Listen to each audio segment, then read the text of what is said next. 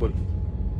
Venice इथला मुक्काम खूप छान झाला. पावसाने थोडा बेरंग केला, पण तरी देखील आम्ही खूप छान एन्जॉय केलं. अतिशय थंडी, कडाक्याची थंडी. थंडी म्हणजे काय असतं हे इथे आल्यानंतर कळलं.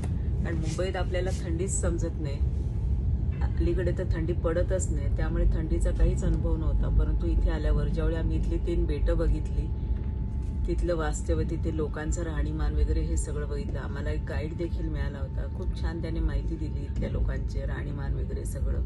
आणि खूप अतिशय शिस्तबद्ध आहे सगळं. लोक देखील शिस्त पाळतात, फक्त सरकारवर अवलंबून राहत नाहीत. लोकांमध्ये देखील ते डिसिप्लिन आहे. आणि सगळ्यात महत्त्वाचं म्हणजे की हा आपला देश आहे, पर्यटक आपल्याकडे येतात, ही भावना त्यांच्याकडे आहे. त्यामुळे आणि तसंच इथे सगळ्यात महत्त्वाचं म्हणजे की आम्ही जिथे वास्तव्याला होतो तिथे तसंच इतर काही ठिकाणी देखील लोकांनी त्यांच्या भाषेत चाऊ म्हणजे हॅलो आणि ग्रॅझिया म्हणजे नमस्कार, या पद्धतीने आम्हाला स्माईल देऊन नमस्कार केलं. खूप छान वाटलं.